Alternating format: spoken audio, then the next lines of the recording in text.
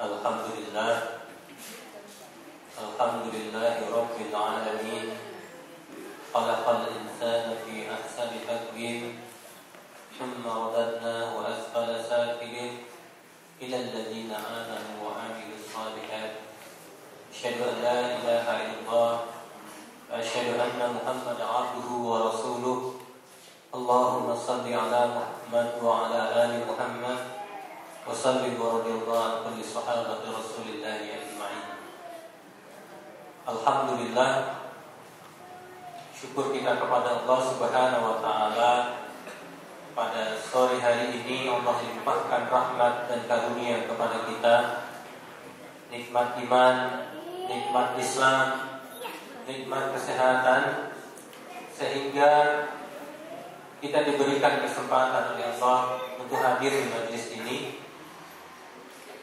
Kita yakin dan percaya kita hadir di majelis ini tidak hanya kita yang hadir, ada malaikat-malaikat yang hadir mendoakan kita, mendoakan keluarga kita, mendoakan yang hadir di majelis ini dengan doa dan seruan yang luar biasa. Bahkan diceritakan dari hadis yang panjang, jangankan yang hadir, yang lewat saja lalu sedikit mendengarkan bagian-bagian Al-Quran, bagian-bagian hadis Rasulullah SAW, hanya mendengarkan selintas, maka ketika malaikat itu melapor kepada Allah Subhanahu wa taala, ya Allah, sesungguhnya ini aku malu menceritakan, karena yang datang itu tidak berkenan sebenarnya untuk hadir, tetapi kebetulan lewat di majlis itu, dan dia mendengarkan ayat Al-Quran, dan dia mendengarkan hadis Rasulullah, dan aku malu untuk menceritakannya. Apa kata Allah Subhanahu wa taala? Faghfirhu wa barikhu. Ampuni dia dan berikan keberkahan kepadanya. Subhanallah, kita hadir di majlis ini, tentu keberkahan dan rahmatnya Allah Subhanahu wa taala akan lebih kepada kita. Serta salawat dan salam marilah kita mohonkan semoga tercurah kepada Nabi Muhammad sallallahu alaihi wasallam sebagai uswah dan qudwah hasanah buat kita semua. Bapak-bapak, ibu-ibu yang dimuliakan Allah, 1 bulan yang lalu kita sudah membahas hadis yang ketiga. Pada prinsipnya hadis yang kedua dan hadis ketiga dari hadis yang ditartibkan oleh Imam Nawawi ini berbicara tentang al-Islam. Kalau hadis yang kedua dari Imam Nawawi tidak disebutkan bahwa itu bagian rukun Islam, tetapi bagian yang ketiga ini disebutkan bahwa ada 5 bagian daripada rukun Islam itu sendiri. Bapak-bapak, ibu yang dimuliakan Allah, rukun Islam yang 5 itu adalah amal-amal jahriyah, amal-amal yang nampak. Kalau kita bersyahadat, kelihatan kita bersyahadat. Ketika kita sholat, kelihatan oleh orang bahwasanya kita sholat. Maka ada yang melingkari ibadah ini. Dari rukun Islam yang 5 ini, kita akan digoda. Siapa penggoda kita? Penggoda kita adalah syaitan. Fa innahu lakum aduwwun mubin. Siapa musuh yang nyata bagi kita? Musuh yang nyata bagi kita adalah syaitan. Maka jangan pernah berteman dengan syaitan, jangan pernah mau bersahabat dengan syaitan, karena jelas syaitan itu adalah lakum aduwwun mubin, musuh yang nyata. Jangan sampai hanya perkataan orang yang menghujam hati kita, lalu kita katakan kepada orang tersebut, dia itu adalah musuhku selama-lamanya. Jangan sampai. Apalagi kalau orang tua menyebutkan bahwasanya anaknya adalah musuhnya. Apalagi seorang istri beranggapan bahwa suaminya adalah musuhnya. Jangan sampai tetangga kita yang sehari-hari berdekatan dengan kita, yang selalu menolong kita kalau seandainya ada sesuatu yang terjadi pada kita, lalu kita mengatakan hanya persoalan sepele, bisa mengatakan bahwasanya dia adalah musuh kita. Bahwasanya musuh kita adalah syaitan. Wa innahu lakum aduwwun mubin. Ketika kita sholat, mungkin ketika karena sholat ini adalah ibadah yang jahiliyah, ibadah yang zahiriyah, yang nampak, maka syaitan itu menggoda. Godaan yang pertama adalah godaan hati kita. Kalau rukun Islam itu ibadah-ibadahnya tampak, tetapi godaannya adalah godaan-godaan yang tidak tampak. Yang menggoda kita adalah syaitan. Salah satu cara syaitan menggoda kita, merusak amal ibadah kita adalah dengan riya. Jadi mungkin ada orang yang sudah lama tidak datang ke masjid. Mungkin dia preman, mungkin dia selama ini memang tidak pernah datang ke masjid, atau selama ini tidak pakai jilbab, tahu-tahu pakai jilbab. Selama ini tidak sholat, tahu-tahu sholat. Akhirnya enggan datang ke masjid, takut jadi omongan. Nanti kalau saya datang ke masjid, saya takut dibilang riya. Kalau saya peci, dikatakan orang alim. Kalau saya pakai jilbab, nanti saya disebut orang yang taat. Saya pakai jenggot, nanti takut disebut orang teroris.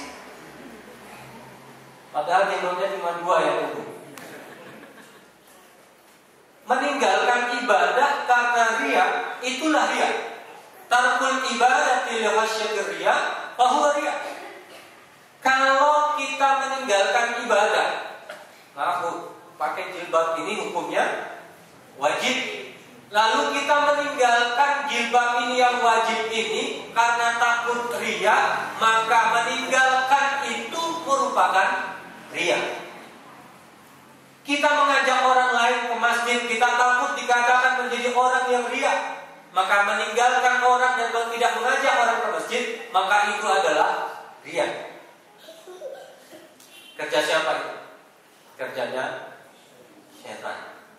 Syaitan itu menyamarkan sesuatu yang jelas, menyamarkan sesuatu yang halal, menyamarkan sesuatu yang haram, menyamarkan sesuatu yang sebenarnya makruh menjadi halal, yang haram menjadi halal. Itulah kerja syaitan. Dulu kalau di kampung saya, kalau ada laki-laki yang bukan mahramnya berjalan berduaan dengan seorang perempuan, berjalan dengan 2 orang perempuan, maka dia akan dikeluarkan dari kampung itu. Dikeluarkan dari kampung itu. Tapi saya baca dari beberapa majalah keluhan ibu-ibu, keluhan bapak-bapak, punya anak perempuan umur sudah 17 tahun, 18 tahun, 19 tahun, 20 tahun. Kalau tidak ada laki-laki yang datang di malam minggu ke rumahnya, berarti wah, anak gadisku gak laku. Seolah-olah syaitan itu bekerja sehingga sesuatu yang diharamkan oleh Allah menjadi halal. Sesuatu yang sebenarnya itu makruh dianggap sesuatu yang sunnah. Itulah kerja syaitan. Maka ibadah kita dari rukun Islam yang 5 ini, kita membentengi diri kita. Kita tahu siapa sebenarnya musuh kita. Karena ibadahnya ibadah zahiriyah, ibadah yang tampak. Nah, maka katakan musuh saya adalah syaitan. Bapak-bapak, ibu-ibu yang dimuliakan Allah, kita akan masuk pada jawanib. Ya, jawanib ini sisi daripada hadis yang kedua dan hadis yang ketiga berbicara tentang al-Islam. Kalau tadi hadis kedua bicara tentang al-Islam, bicara tentang al-iman, bicara tentang al-ihsan. Sedangkan hadis yang ketiga berbicara tentang al-Islam, tetapi sudah disebutkan rukunnya. Nah, kita akan mengambil sisi yaitu halawatul iman, manisnya iman. Jadi sisi dari hadis yang kedua dan hadis yang ketiga yang berbicara tentang al-Islam, bicara tentang al-iman, bicara tentang al-ihsan. Kita akan bicara halawah. Halawah itu artinya manis, manisan. Kalau disebut dengan halawah berarti makanan yang manis. Kalau halawatul iman adalah manisnya iman. Kita akan bertanya, siapa yang akan mendapatkan manisnya iman? Kita sudah berislam, kita nyatakan diri kita beriman kepada Allah, tetapi apakah kita merasakan manisnya iman? Bagaimana manisnya iman? Saya ingin mengilustrasikan sederhana. Nabi Muhammad SAW, beliau tidak tidur sebelum maghrib, tapi tidur setelah isya. Di malam hari beliau bangun, ya ayyuhal muzammil qum min laila illa qalila. Wahai yang muslimun, bangunlah di malam hari, di tengah malam hari, nisfahu aw yazid minhu qalila.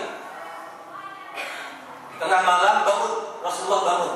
Abdullah bin Mas'ud, beliau mendampingi beliau karena kalau Rasulullah itu malam di rumahnya, qiyam malam di rumahnya, atau terkadang qiyam di Masjid Nabawi, ya, di Masjid Nabawi, itu terkadang orang yang beliau ajak ke rumah itu mendapatkan keberuntungan. Keberuntungannya apa? Keberuntungannya diajak sholat tahajud bersama Rasulullah. Siapa yang tidak ingin? Sahabat-sahabat itu berpacu ingin mendapatkan giliran itu. Sampai satu saat Abdullah bin Mas'ud ini mendapatkan kesempatan yang mulia itu. Ketika mulai Rasulullah sholat, baca Al-Fatihah, dilanjutkan dengan surat. Surat yang dibaca oleh Rasulullah ini surat Al-Baqarah. Surat Al-Baqarah. Abdullah bin Mas'ud, azunnu bibi'ah fayarkab. Aku, kata Abdullah bin Mas'ud, aku mengira pada ayat yang ke-100 surat Al-Baqarah Rasulullah akan rukuk. Ternyata 100 pertama dari surat Al-Baqarah Rasulullah belum rukuk. Dilanjutkan sampai selesai Al-Baqarah. Ternyata masih disambung Al-Wasat. Dilanjutkan dengan surat Ali Imran. Dilanjutkan dengan surat An-Nisa. Berapa surat? 3 surat. Kalau kita satu surat yang paling panjang di halaman terakhir. Di halaman terakhir. Setelah itu baru Rasulullah rukuk. Ini saya ingin menggambarkan bagaimana rasanya manisnya iman itu. Apa dasarnya manisnya iman itu? Setelah rukuk Rasulullah, apa bacaan rukuk? Subhana Rabbiyal Azimi wa bihamdi. Subhana Rabbiyal Azimi wa bihamdi. Ini kan pendek, tetapi berapa lamanya? Wa kam ajwaru. Berapa panjangnya Rasulullah membaca doa ini? Subhana Rabbiyal Azim, Subhana Rabbiyal Azim. Panjangnya ajwaduhu tiwala qiyami. Panjangnya rukuknya itu sama dengan ketika beliau qiyamnya, ketika membaca Al-Fatihah dan 3 surat tadi. Rukuknya, panjangnya sama dengan berdirinya. Kalau kita antara qiyam dan rukuknya, insya Allah rukuknya lebih cepat daripada qiyamnya. Atau mungkin sejajar antara kita membaca surat pendek dengan ketika rukuk. Beda level. Rasulullah itu menikmati Subhana rabbiyal azim, Subhana rabbiyal azim wa bihamdihi. Merasakan betul nikmatnya kedekatan dengan Allah Subhanahu wa ta'ala. Orang yang sudah mendapatkan nikmat itu ada sesuatu. Orang capek, kalau ada yang mendorong rasa capek itu, akan hilang rasa capek itu. Coba, seorang ayah bekerja di sawah, mencangkul dari pagi sampai sore, berkeringat. Kadang orang yang bekerja di luar, kepala di bawah, kaki di atas. Kadang malam menjadi siang, siang menjadi malam. Anak kuliah 4, 1 di SMA, 1 di SMP. Dipikirkan bagaimana bulanannya. Bekerja keringat keluar. Bahkan mengangkat tangan bermohon kepada Allah semoga rizkinya bertambah. Ketika anaknya pulang dari kuliah, datang ke rumah di pagi hari, belum ketemu dengan ayahnya karena ayahnya sudah berangkat bekerja sebelum subuh. Setelah maghrib dia bertemu dengan anak-anaknya yang baru pulang kuliah 4 orang. Sampai di rumah, Assalamualaikum. Yang dibukakan pintu oleh anaknya. Anaknya mencium tangan ayahnya, mencium tangan ayahnya, memeluk ayahnya, mencium pipi tangan ayahnya, mencium pipi kiri ayahnya. Saya bertanya, capek yang 1 hari ini hilang atau tidak? Hilang. Ibu yang 6, yang 9 bulan, ada yang 6 bulan? 9 bulan, hamalah buwahnan ala wahlin, kecapean yang luar biasa. Antara hidup dan mati, kemanapun dibawa, sampai melahirkan, tutup buka, buka pertama, buka ketiga, sampai sekian. Sampai melahirkan, keluar darah, bersimbah darah. Anak menangis, lalu ditaruh di dadanya, dilihat matanya yang bening tanpa dosa. Sakit tadi yang 9 bulan dan melahirkan itu hilang. Dasarnya apa? Dasarnya cinta. Orang mencintai, orang yang dekat dengan Allah, cintanya lebih, cintanya tertutup dengan cinta yang lain, maka sesungguhnya dia akan merasakan halawatul iman. Rasulullah 3 surat. Rukuk sama lamanya dengan qiyamnya. Ketika i'tidal sama lamanya dengan rukuknya. Ketika Rasulullah SAW sujud, Subhana rabbiyal a'la wa bihamdih, Subhana rabbiyal a'la wa bihamdih. Ketahuilah Bilal bin Rabah mengatakan, menggenang Masjid Nabawi tempat sujudnya Nabi Muhammad SAW, menggenang air matanya sampai Bilal datang. Kalau Bilal datang berarti itu azan kedua, ketika azan subuh sudah masuk. Apa kata Bilal? Ya Rasulullah, sudahlah. Yaghfirullah laka ma taqaddama min dzambik wa ma yata'akhkhar. Ya Rasulullah, sudahlah. Bukankah dosamu yang dulu, dosamu yang akan datang akan dihapuskan oleh Allah Subhanahu wa taala? Apa kata Rasulullah sallallahu alaihi wasallam?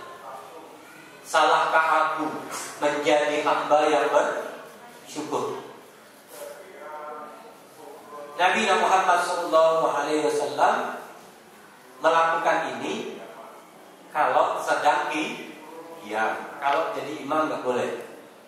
Abdullah bin Mas'ud Mus'ab pernah mengimami jamaah Beliau membaca surat Al-Baqarah sampai selesai, lalu sahabat mengadu kepada Rasulullah, "Ya Rasulullah, Mus'ab membaca surat Al-Baqarah di waktu Isya."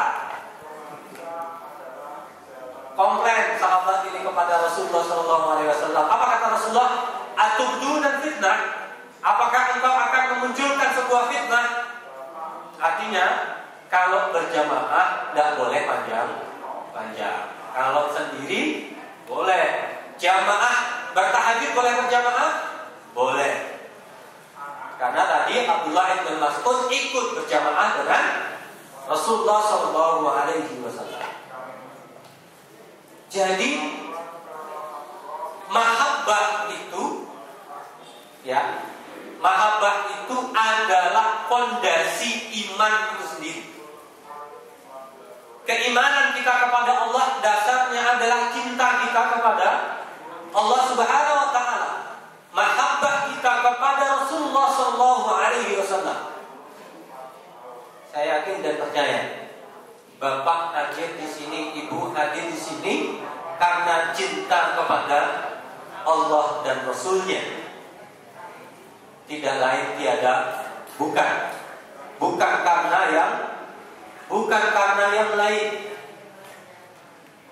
Maka apa yang dilakukan sehingga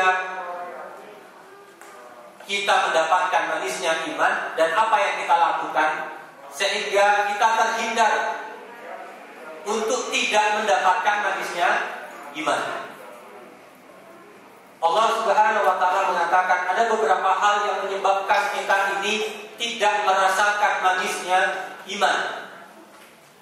Qul in kana aba'ukum wa abna'ukum wa ikhwanukum wa azwajukum wa asiratukum wa amlun taraftum wa tijaratan takhshawha kasadaha wa masakin tardawnaha ahabba ilaikum minallahi wa rasulihi. Nah ini, kalau seandainya aba'ukum, orang tuamu, ikhwanukum, saudaramu, wa azwajukum. Kenapa tidak disebutkan wa azwajatukum di sini? Azwajun itu berarti jamak dari suami-suami. Bukan suami-suami takut istri ya. Perihalnya kalau kita baca di tafsir Ibnu Katsir, kenapa Allah Subhanahu wa taala menyebutkan untuk ayat ini? Karena dasar ayat ini menunjukkan terhalangnya orang mukmin untuk mendapatkan halawatul iman. Kenapa disebut azwajukum? Karena yang menafkahi istri adalah azwaj. Yang menafkahi anak adalah suami. Kalau suami menafkahi istrinya dari harta yang haram, menafkahi anaknya dari harta yang haram, maka halawatul iman akan jauh dia dapatkan. Wa ashiratukum, keluargamu, wa amwalun, hartamu yang kita gadang-gadangkan, wa tijaratun, perdagangan, takhshawnaha kasadaha, yang kita takutkan akan hilang, wa masakin tardawnaha, dan tempat tinggal kita yang begitu bagus itu, ahabba ilaikum minallahi wa rasulih, lebih kita cintai dibandingkan Allah dan Rasulnya, maka kita tidak akan mendapatkan halawatul iman. Ada seorang syekh berjalan ke taman dengan seorang muridnya. Lalu muridnya ini iseng, dia syekh, dia melihat ada sepatu pekerja kebun. Sepatu ini, kata muridnya ini, ya Syekh, bagaimana sepatu ini kita sembunyikan, lalu kita sembunyi, bagaimana ekspresi tukang kebun itu? Kata Syekhnya, alangkah baiknya kita memasukkan sesuatu yang membuat orang bahagia, bukan menyaksikan orang tersiksa. Lalu bagaimana caranya ya Syekh? Adhid laka darahim, masukkan beberapa dirham, beberapa dinar ke dalam sepatu itu. Lalu kita sembunyi, bukan sepatu yang kita sembunyikan, kita sembunyi. Kita lihat apa ekspresi tukang kebun itu. Ternyata setelah selesai tukang kebun itu bekerja, dia mengambil wudhu, mengambil wudhu dan selesai pekerjaannya. Ini sesuatu yang bagus yang kita contoh. Kalau kita selesai mengerjakan satu pekerjaan, maka kita selesaikan dengan wudhu. Kalau memulai pekerjaan, kita mulai dengan berwudhu. Karena Bilal bin Rabah mendengar Rasulullah mendengar terompahnya sudah berada di surga, padahal beliau masih hidup di dunia karena menjaga wudhunya. Kalau begitu ya sudahlah, karena yang muridnya ini orang kaya, dimasukkan beberapa dirham dan dinar dan mereka sembunyi. Bapak tadi pulang mengambil sepatu tadi, memakai sepatunya, ternyata ada beberapa dinar dan beberapa dirham dia angkat di tangannya. Apa katanya? Ya Rabb, fa inna taha min amal. Tadi aku setelah selesai mengerjakan pekerjaan, sesungguhnya aku takut untuk pulang. Fa inni akhsha an arji'a. Aku takut untuk pulang. Kenapa? Fa inna zaujati asabatha maridah. Bahwasanya istriku dengan kondisi yang sakit saat ini. Padahal aku tidak memiliki dana, aku tidak memiliki uang untuk mengobatinya. Fa kaifa ma tara wa qalat li. Bagaimana nanti dia bertanya kepadaku tentang apa yang aku dapatkan hari ini? Sambil mengangkat tangan kepada Allah Subhanahu wa taala, fa inna min tahal amal. Karena di akhir pekerjaannya itu, dia itu sedang membersihkan rumput. Dia mengatakan, Subhanallahi ma fis samawati wal ard, sambil mengoles-ngoles rumput itu. Dia tahu bahwasannya rumput ini makhluk Allah. Dia bertasbih kepada Allah dan dia meminta kepada Allah, ya Allah, rumput saja bertasbih kepadamu ya Allah, meminta kepadamu ya Allah, aku memohon kepadamu ya Allah, berikan aku rizki hari ini. Itu ditanya. Ternyata ketika sepatu itu dibuka, dia temukan, dia angkat berdoa kepada Allah Subhanahu wa taala. Dia berdoa, ya Allah, barikhu. Ya Allah, berikan keberkahan kepada orang yang memasukkan dirham ini. Maka kita bertemu dengan orang, doa yang kita sebutkan bukan mabrur, tapi barakallahu fiik. Barakallah, bukan mabrur, tapi barakah. Kalau kata mabruk itu artinya senggauman. Birkah itu artinya air yang berada dalam bejana. Yang kita sebutkan adalah barakallahu fika. Semoga Allah memberkahimu. Ya Allah, barikhu ya Allah. Berikan keberkahan kepadanya ya Allah. Barik lahu mawalidayya. Ya Allah, berikanlah keberkahan kepada kedua orang tua anak ini. Fa innahu yurabbi. Sesungguhnya keduanya sudah mendidik anak ini dengan sebaik-baik pendidikan. Wa ahsanu tarbiyah. Anak yang melihat dari kejauhan itu menangis. Syekh tadi yang melihat itu menangis. Apa kata Syekh? Famadza tara? Apa kata pendapatmu? Inni halawatul iman. Aku mendapatkan manisnya iman. Seandainya usulan pertama tadi engkau terima, aku tidak akan mendapat pelajaran yang berharga ini.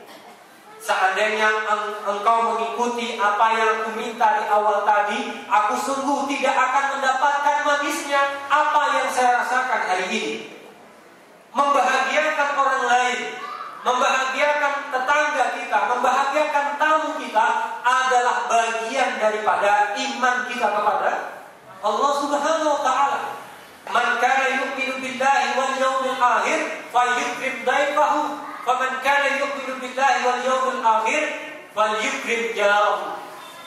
Siapa yang beriman kepada Allah dan yaumul akhir, karena yaumul akhir itu adalah bagian keimanan, maka hormatilah tamu. Man kana yu'minu billahi wal yawmil akhir, siapa yang beriman kepada Allah dan yaumul akhir, maka hormatilah tetangga.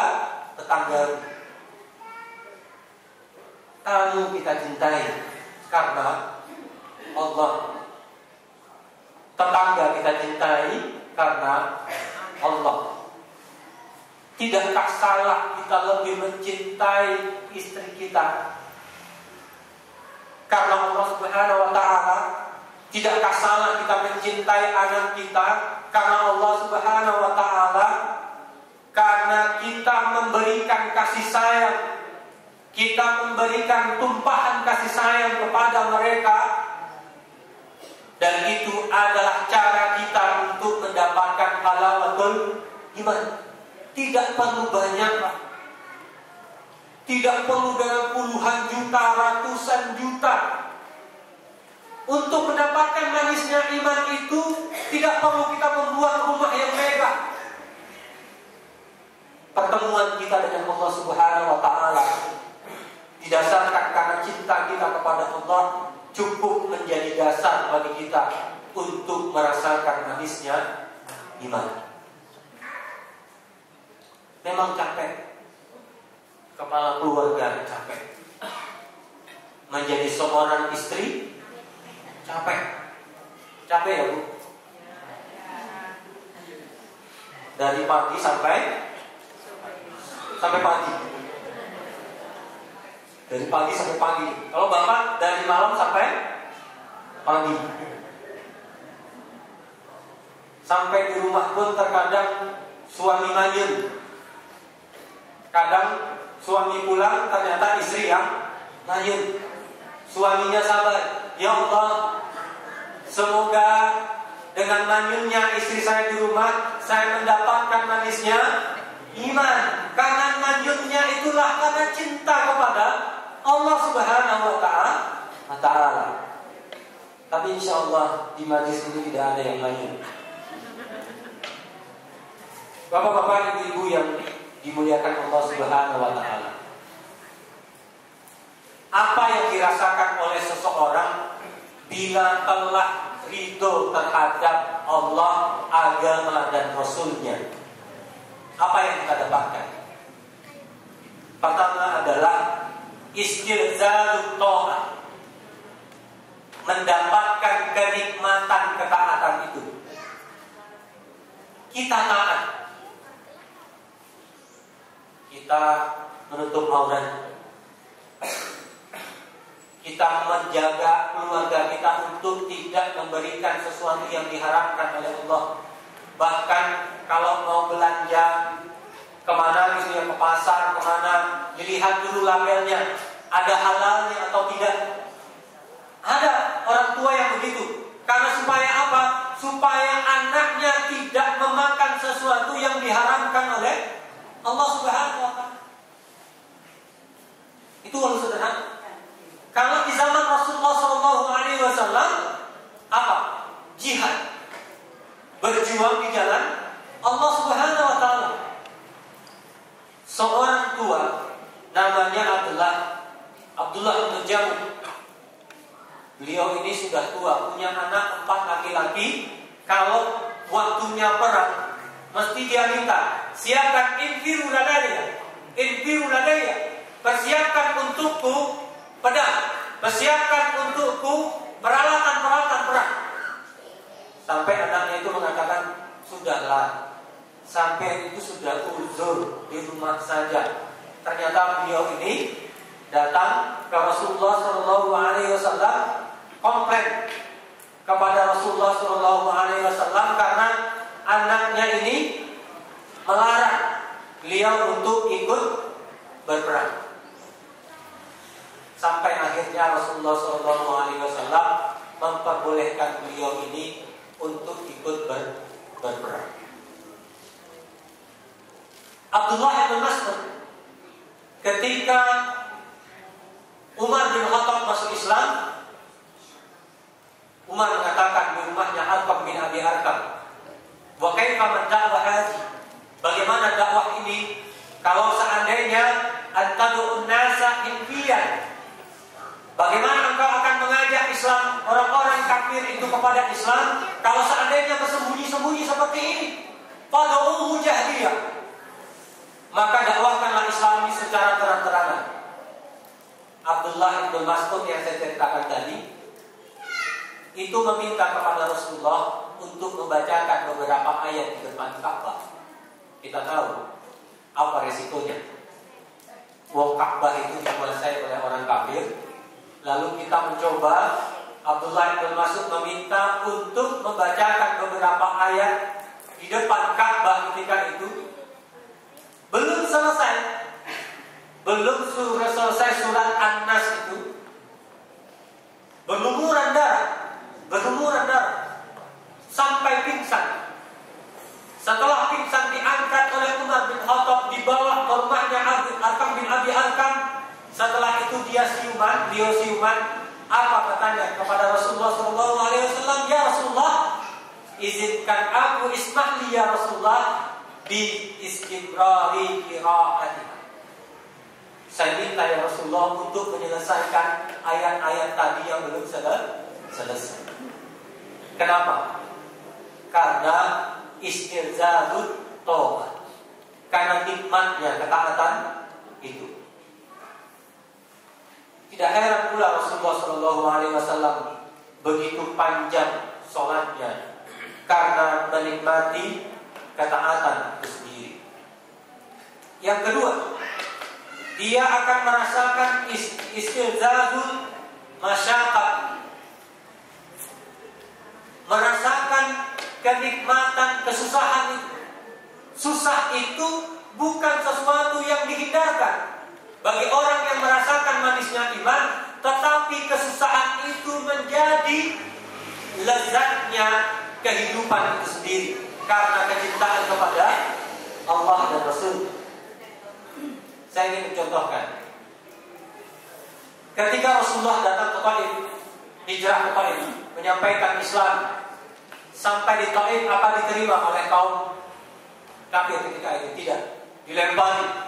Dilempari oleh pemuda-pemuda Taif, sehingga Rasulullah ditemani Zaid bin Haris ketika itu merangkak keluar dari Taif itu, keluar ke kebun Raba'ah. Merangkak, bukan tidak hanya bisa berdiri, merangkak keluar sampai Zaid bin Haris itu menjadi tameng. Sininya berdarah-darah, bagian kepalanya itu sobek. Begitulah Rasulullah keluar dari Taif. Ketika itu datang malaikat penjaga gunung Taif. Sungguh aku diutus oleh Allah Subhanahu wa taala melaksanakan perintahmu. Itu perintah Allah kepada malaikat. Aku mampu membalikkan gunung Taif itu untuk orang-orang Taif dengan kondisi yang terluka sedemikian rupa, kondisi yang masyaqqat sedemikian rupa. Tapi apa bahasa Rasulullah SAW ketika itu? Rasulullah mengatakan, "Irhamu, fa inna Allah la yahtadi." Sesungguhnya Allah mungkin belum memberikan mereka hidayah, mungkin Allah belum memberikan mereka nikmat. Di saat Rasulullah SAW dengan kondisi sedemikian rupa, tetapi Nabi Muhammad SAW tidak berbalas dendam, karena dia menikmati ini adalah sebuah perjuangan. Kalau ini kita bawa ke rumah, mungkin ada bahasa seorang suami yang sangat menyakitkan, atau bahasa seorang istri yang sangat menyakitkan, atau bahasa anak kita yang belum balik menyakitkan diri kita. Ketahuilah bahwa kita sebagai laki-laki dikatakan oleh Allah Subhanahu wa taala, "Ku anfusakum wa ahlikum nar. Jagalah dirimu, jagalah keluargamu dari api neraka. Jangan sampai bahasa kita ini menjadi api buat istri kita. Jangan sampai bahasa kita ini menjadi api untuk anak-anak kita. Karena persoalan mungkin kesulitan hidup yang kita dapatkan. Seorang istri pun merasakan seperti itu. Mungkin Allah berikan nikmat hari ini sedikit, tetapi disyukuri menjadi sebuah kenikmatan dan manisnya iman untuk taat kepada Allah Subhanahu wa Ta'ala. Walaupun itu adalah sebuah masyaqqat, itu sesuatu yang sangat menyulitkan. Rasulullah itu ditinggal oleh istri yang tercinta Khadijah radhiyallahu anha. Ditinggal oleh pamannya. Apakah Rasulullah lari? Malah Rasulullah itu keluar dari Mekah menuju Taif. Jadi tidak menyendiri, malah mencari kebaikan ke Taif. Di saat kita merasakan talazutnya ta'ah, nikmatnya ketaatan, nikmatnya masyaqqat, Allah akan berikan keberkahan kepada kita. Ziyadatul khair. Jadi berkah itu tambahan kebaikan. Kenapa? Karena ketaatan kita kepada Allah Subhanahu wa Ta'ala. Jangan khawatir. Susah di dunia ini berapa lama akan kita rasakan? Paling lama 63 tahun seperti Rasulullah. Kalau lebih itu bonus. 70 tahun itu tidak lama dibandingkan nanti di neraka Jahannam. Di neraka Jahannam. Wa ammal ladzina fasaqu fama'wahumun nar. Orang-orang yang fasik itu berada di neraka Allah Subhanahu wa Ta'ala. Walamma aradu an yakhruju minha. Ketika mereka mencoba merangkak naik, falamma aradu an yakhruju minha u'idu fiha. Allah kembalikan, Allah letakkan kembali ke dasar, Allah lemparkan kembali ke dasar. U'idu fiha wa qila lahum. Allah mengatakan kepada orang-orang seperti ini, wa qila lahum zuqu 'adzaban nar allazi kuntum biha tukadzibun. Rasakanlah azab Jahannam ini sebagaimana engkau telah dustakan dahulu.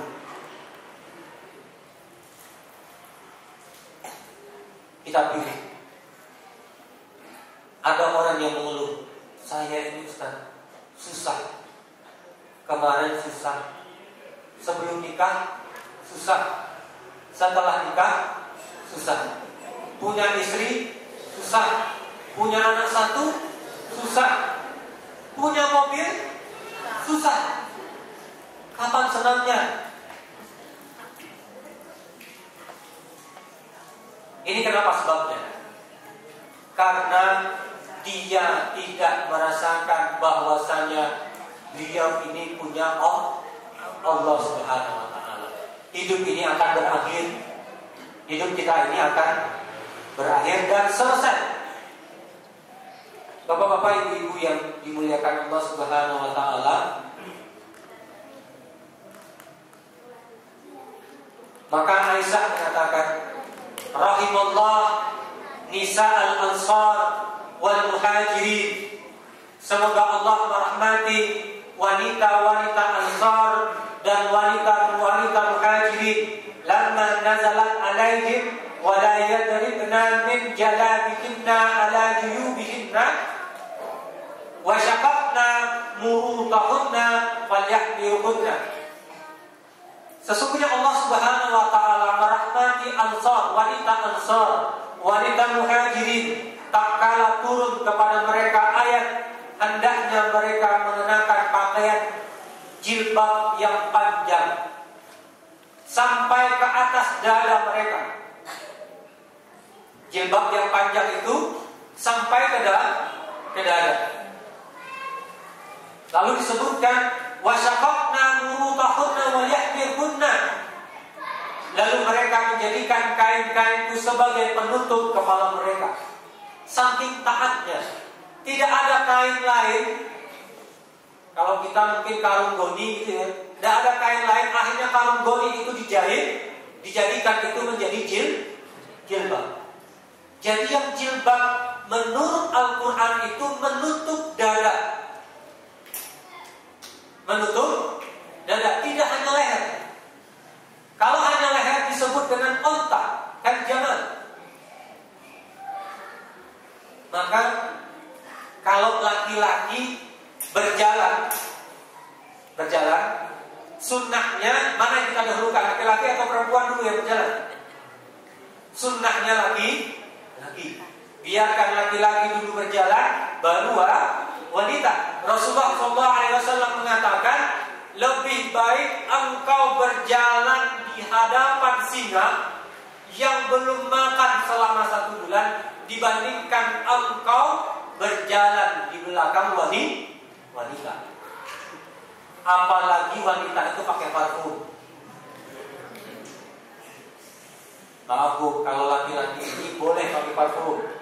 Kalau ibu-ibu sekedarnya, paling tidak menutupi sesuatu yang membuat tubuh ini menjadi bau.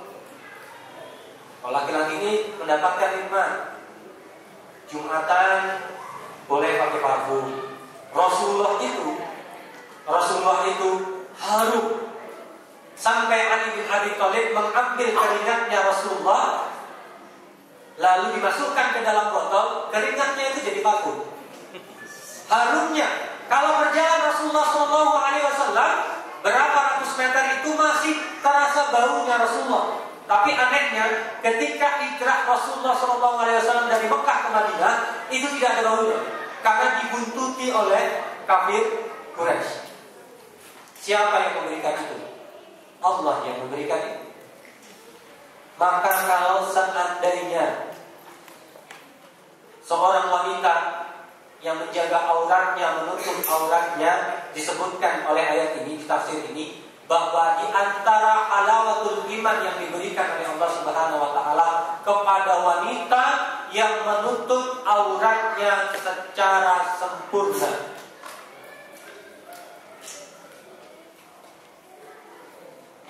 Jadi berarti wanita itu memang sangat mudah menyebabkan laki-laki ini tergoda. Maka laki-laki ayyawudduna min absyarihinna. Laki-laki hendaklah menundukkan pandangannya kepada kaum wanita. Bapak-bapak, ibu-ibu yang dimuliakan Allah Subhanahu wa taala, Syekh Abu Muhammad bin Abi Jumrah mengibaratkan manisnya iman dengan sebuah pohon. Alam tarau kaifa daraballahu masalan kalimatan thayyibah kasajaratin thayyibatin asluha sabitun wa far'uha as-sama'. Tidaklah kamu perhatikan bagaimana Allah telah membuat perumpamaan kalimat baik seperti pohon yang baik, akarnya teguh, cabangnya menjulang ke langit. Orang yang beriman dengan ketaatan, dengan kemasyakohan, dengan kesulitan hidup, tetapi dia sabar, tetapi dia kuat menahan itu, maka di mata Allah Subhanahu wa taala seperti dia mengakar ke bumi kekuatannya, lalu cabangnya sampai ke langit. Kenapa? Karena orang yang memiliki halawatul iman, lingkaran hidup secara horizontal ini akan baik. Tetangga baik, ya, tamu baik, kepada istri baik, kepada anak baik, kepada saudara baik. Maka itu akan Allah berikan keberkahan. Di akhir ini saya ingin menyampaikan pesan Imam Syafi'i radhiyallahu anhu. Semoga pesan ini menjadi jabaran bagi kita. Kata Imam Syafi'i, bagaimana kita mendapatkan manisnya iman? Kata Imam Syafi'i, pilihlah sesuatu yang menyelisihi hawa nafsu. Pilihlah yang menyelisihi hawa nafsumu. Kalau nafsu kita ini berkeinginan untuk memiliki harta yang banyak, maka pilihlah untuk tidak mencari harta yang banyak. Kalau yang masih bujang berkeinginan punya calon istri yang cantik, maka carilah yang menselisih hawa nafsu. Berarti yang kurang.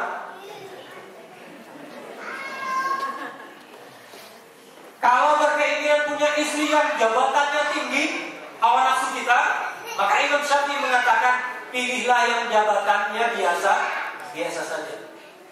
Kalau kecenderungan kita mungkin kepada harta, kepada wanita, kepada kedudukan, maka ambillah sesuatu yang menyelisihi itu semua.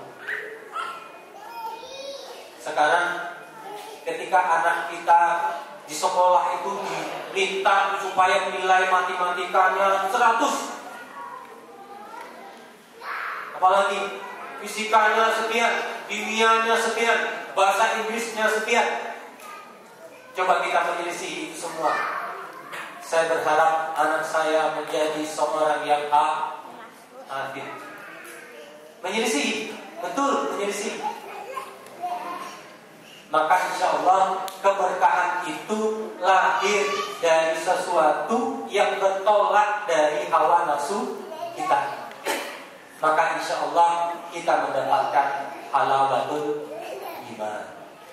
Jadi hadis arba'in yang kedua dan yang ketiga, kalau yang kedua bicara al-Islam, al-iman dan al-ihsan, yang ketiga bicara tentang rukun Islam secara sempurna, tetapi keduanya itu hampir sama kedudukannya, tapi jabarannya pada hadis yang ketiga lebih dalam, lebih rinci dibandingkan dengan hadis yang kedua, termasuk bab halawatul iman. Semoga ini bisa kita lanjutkan di masa yang akan datang, insyaallah. Semoga kita, keluarga kita, keturunan-keturunan kita dirahmati dan diberikan oleh Allah Subhanahu wa taala kepada kita semua halawatul iman. Aku qauli hadza, astagfirullahalazim. Assalamualaikum warahmatullahi